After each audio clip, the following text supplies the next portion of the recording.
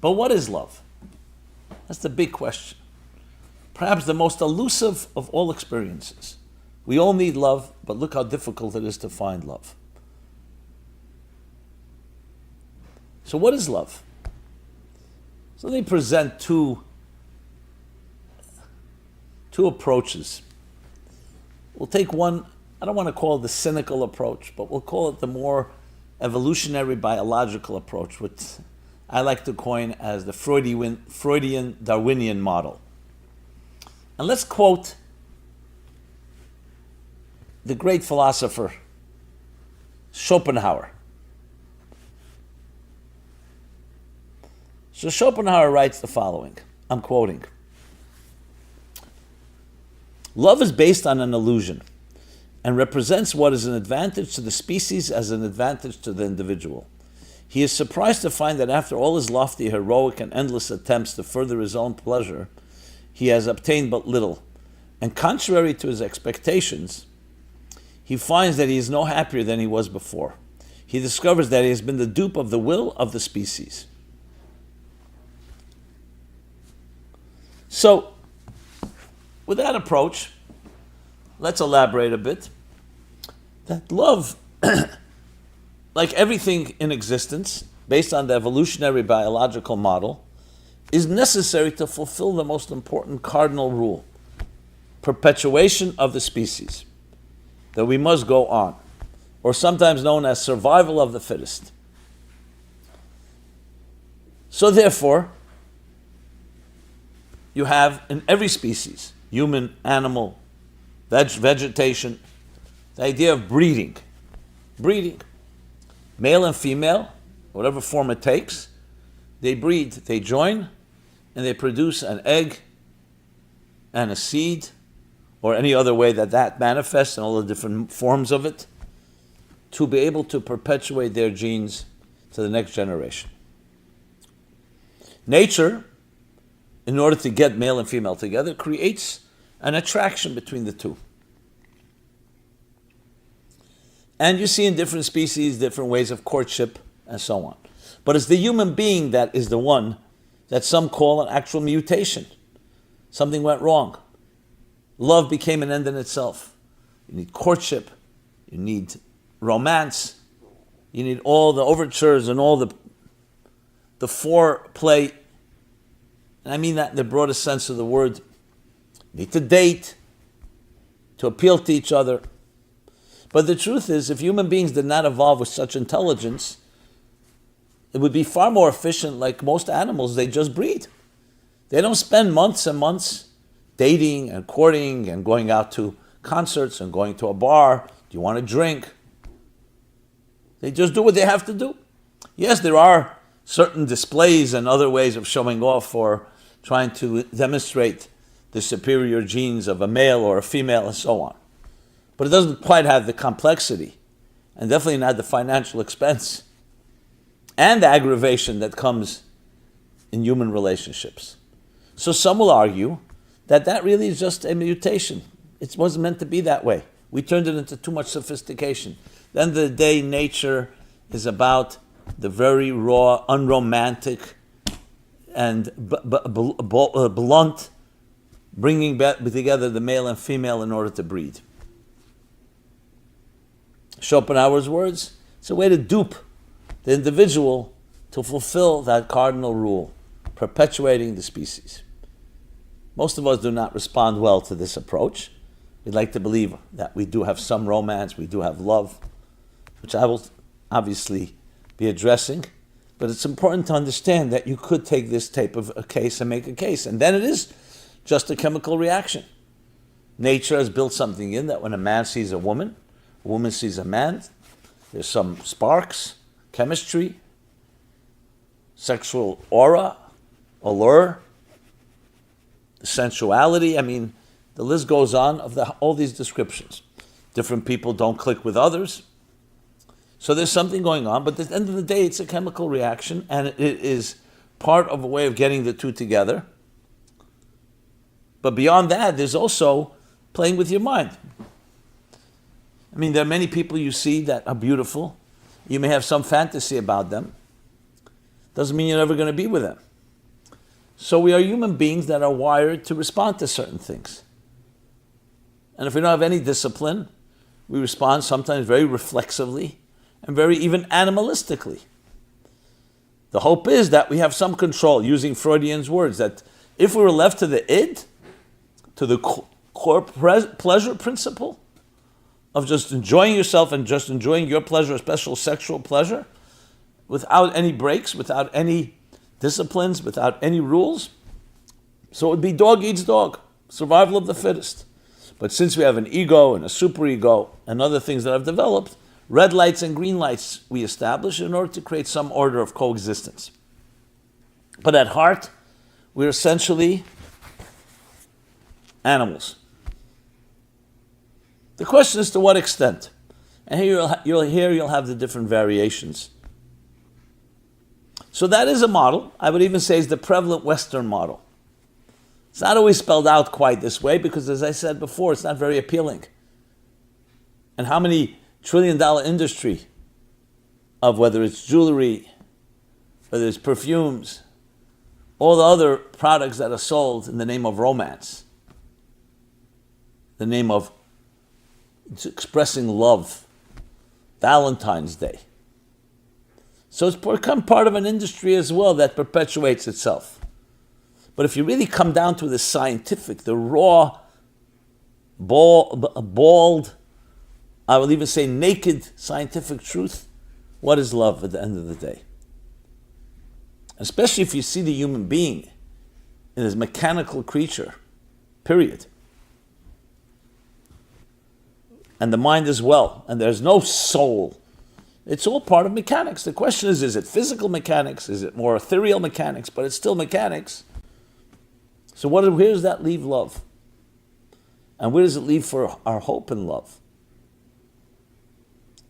So now let's present an alternative model, which, as obviously you can imagine, is the one that I am positing.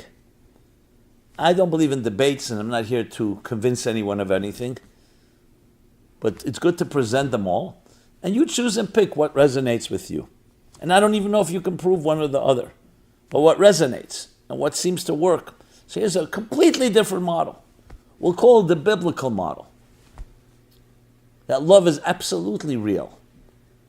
And it's not a means to something else. It itself is an end. It's not just a way of getting something to attract to another in order to breed. It has an experience of its own. We'll call it a transcendent experience, in contrast to a survival or an existential experience. And what is that transcendent experience? Let's use the words of the Bible. God created male and female in the divine image. A type of spiritual image, something higher, something more transcendent. Then he divided male and female, separated them. They were an androgynous creature initially. And that's why they seek each other out. That's the essence of love. The attraction to each other is not in order to breed, it's in order to connect. It's in order to transcend. It's in order to reconnect to the divine image that is only possible when they're both together. To become one flesh through intimacy. Physical intimacy, but also emotional and spiritual intimacy that creates something more than the sum of the parts. And with that, we introduce the idea of higher consciousness. That's what love is about. The experience of something higher than yourself through another, and each one experiencing it through the other. That doesn't mean you yourself are not complete. It means, however, you yourself are not complete alone. To be the greatest you can be, you have to go beyond your parameters. And in that context, love is a transcendent divine experience. And it's absolutely romantic and absolutely enduring. It's not about the product. Afterwards it says, yes, then they will be blessed, a couple with children, building a home and perpetuating, building a family, perpetuating the generations. But that's an outgrowth. That's a second step. In the first model, there's only one step. The whole point is only perpetuation of the species. So again, you can choose what you think is more romantic, what you think is more appealing. I'm not here to argue, again, what's right or wrong, to present. Then love is absolutely real. I remember giving a talk. It was in New York City, Learning Annex. I don't know if it's still going on, but a lot of learning groups about many topics. And I was asked to give a talk on, is there love forever after? The idea, is there such a thing as eternal love? There's a group of around 50, 60 people, half men, half women. And I opened up with a question. Do you believe in love forever after? By show of hands. I couldn't believe the response. Only one young woman raised her hand that she believes in it. The rest did not. I wasn't surprised by their opinion, their feelings. I was surprised that they would openly acknowledge it, especially with their significant other sitting near them. How do you like it? Your significant other, do you believe in forever after? And they don't raise their hand. So we went around the room trying to analyze. I said, why don't you? This is the stuff for movies, for romance novels, fantasy. Yeah, when you're young, idealistic, but anyone's gone through real life knows it's an illusion. One person put it this way: everything in this world has an end. The food you eat, the water, the what you drink, life, beauty. The physical world is constantly eroding, deteriorating, and ultimately perishing. So why would we suddenly believe that it comes to love forever after? How is that different than everything that's mortal and impermanent in this world? Good point, right? So then I said, so what about that young woman that raised her hand and does believe? She's young. Her heart wasn't broken probably. She hasn't been disappointed. She hasn't seen the duplicity, the infidelities, the betrayals of life. Once she does, she'll be like one of us. Okay. Very life-affirming, right? So I said, I totally agree with you. That if love indeed is yet another physical, mortal experience, then of course, how could it be forever? But perhaps love is something else.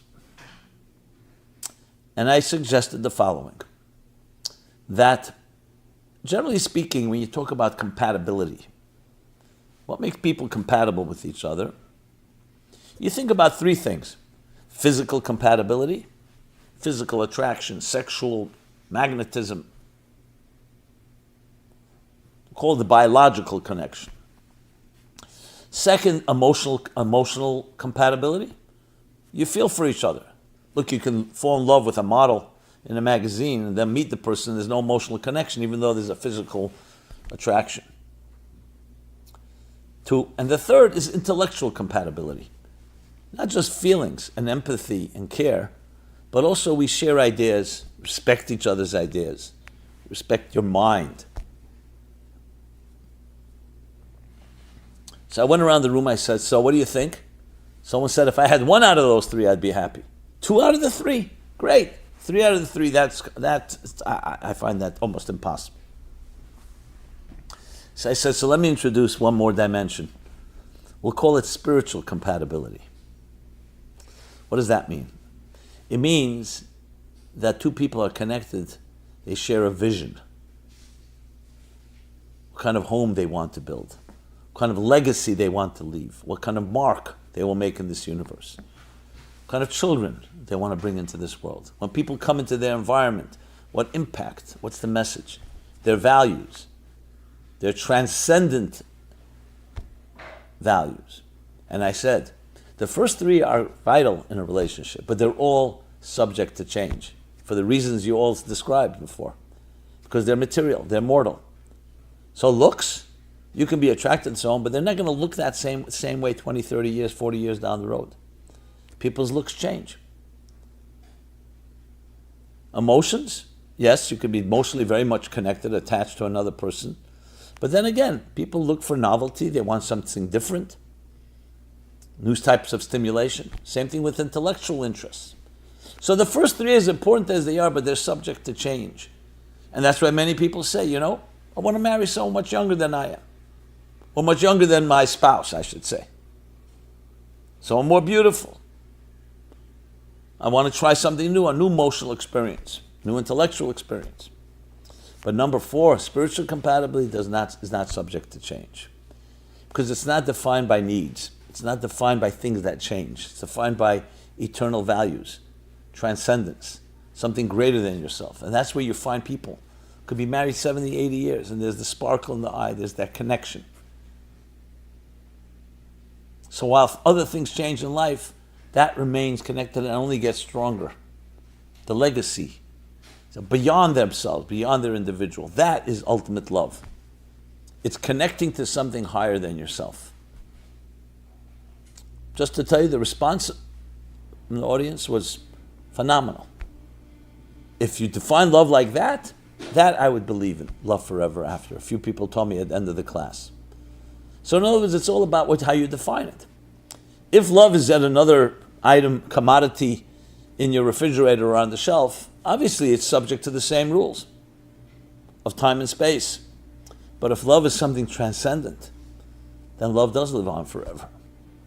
So even when we, God forbid, lose a loved one, we lose their body perhaps, but we don't lose their spirit, their connection. It's still painful because we want it to be grounded, we want it to be concrete, we want it to be real in this world. But the love, the connection you had to someone was not about something tangible, not something corporeal, but it's more ethereal, something subtle, something spiritual. We have the capacity to experience love on that level.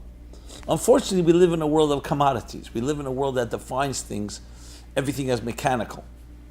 Yes, we understand science has developed and taught us about all kinds of forces at work, but it's still ultimately mechanical forces. And at best, someone will say we're physical people and perhaps having somewhat of a spiritual experience. The fact is, my friends, it's the other way around. It's the other way around. We're spiritual beings on having a physical experience. Souls on a physical journey. That changes the entire picture. Don't look at life from the outside in, meaning what you see right now and then saying, oh, what's out there? You are one piece of something far, far greater. And your blessing, your privilege is to be able to bring that experience into your physical being. That's the way the mystics would put it. Is to take the infinite and package it in the finite. To take the immortal and express it in the mortal. To take the eternal and translate it into the moment. The timeless and the timely. Seeing the extraordinary within the ordinary. That's the joining and fusion of heaven and earth, of soul and body, of transcendence and integration. Is it a challenge? Of course it is, but that's where the richness of life takes place. And that's precisely why love is so elusive. To find a piece of bread is not elusive. You need the money and you go buy it. All our other needs are pretty much accessible. And if not, it's only due to external circumstances. Love is elusive, just as truth is elusive, just as soul is elusive, just as transcendence is elusive. Because its very nature is not, you can't bottle, you can't contain. It's beyond. And anything beyond is always going to feel somewhat a mystique. Let's not destroy that mystique. Let's embrace it. Let's embrace our vulnerability. Celebration of your vulnerability is part of what love is all about. It goes sometimes counterintuitive and against the grain of our nature to want to control. I want to control love. I want to control the other person. Very hard. It's very disconcerting for us when we can't predict, we don't know what is my person that I love doing. So there's that temptation to want to control. But no, you have to let the bird fly. Then it will fly back to you. Then you know there's true love. So it also comes down to feeling secure. Insecure people will find it harder to love because insecure people want to hold on to something. Secure people, I love you. I don't need to own you. I don't need to own love. I want it to own me. Not that you own me, but I want that love to embrace me instead of me embracing it.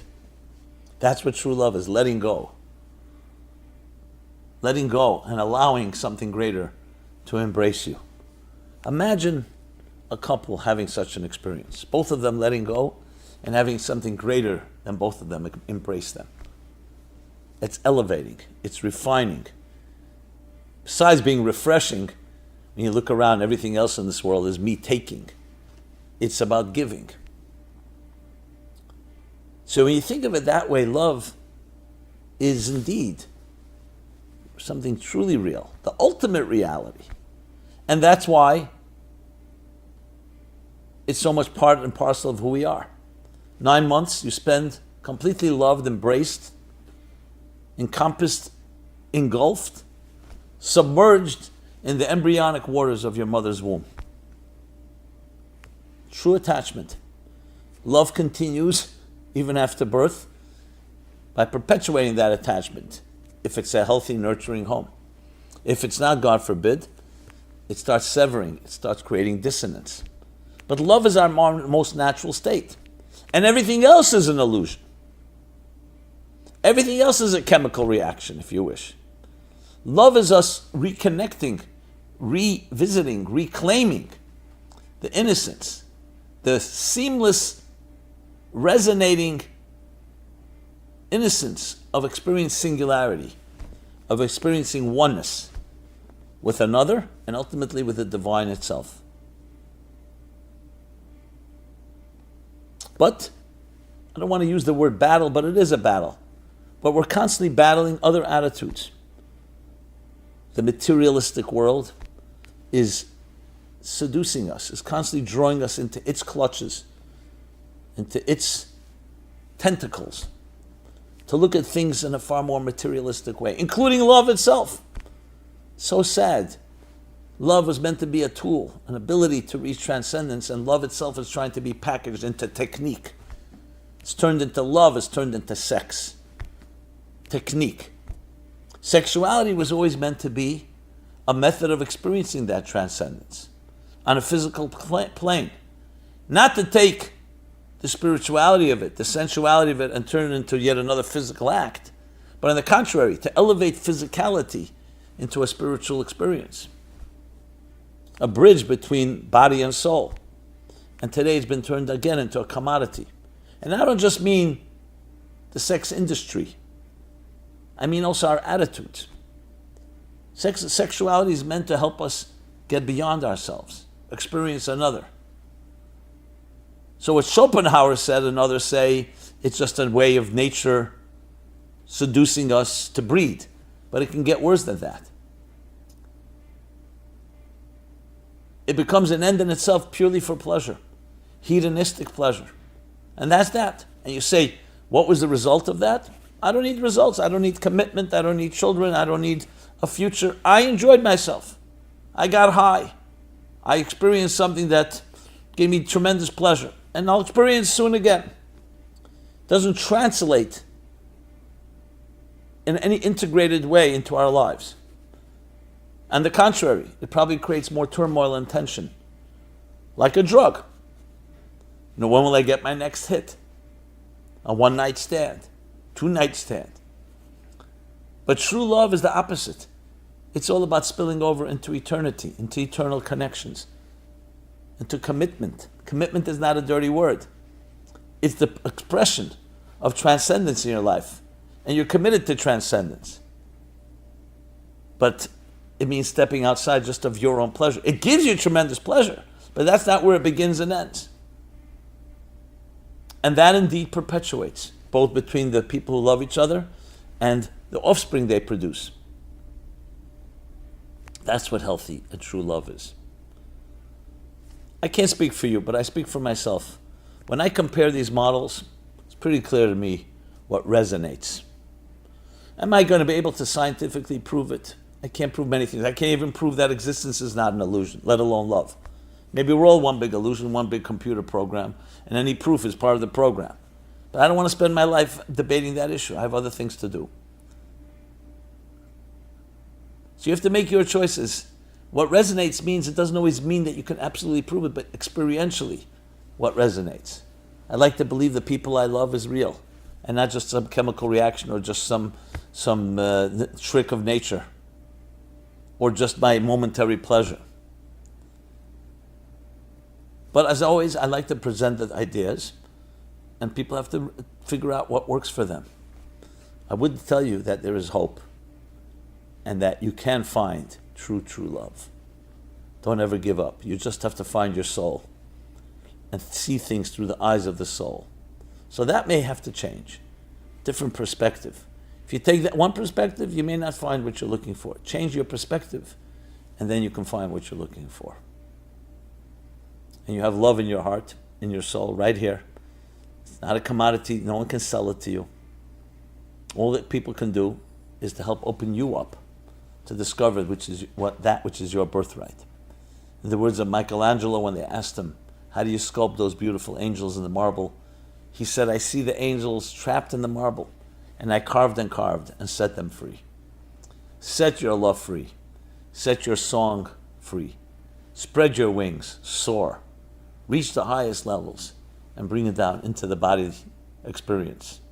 True intimacy, true sacred relationships that create eternity. Eternity. The only way to create eternity. Thank you so much. This has been Simon Jacobson. Meaningful Life Center. MeaningfulLife.com is our website where you can find a robust, wide array of materials, life skills that can help you lead and live more meaningful lives. Please subscribe to our website, subscribe to our growing YouTube channel, and please share. Please share with others. And I'd love to hear your feedback, your thoughts, your comments, your questions, your suggestions. Be blessed. Love. Love and be loved. Thank you so much. This program is brought to you by the Meaningful Life Center. Please help us continue our programs. Make even a small contribution at meaningfullife.com/donate.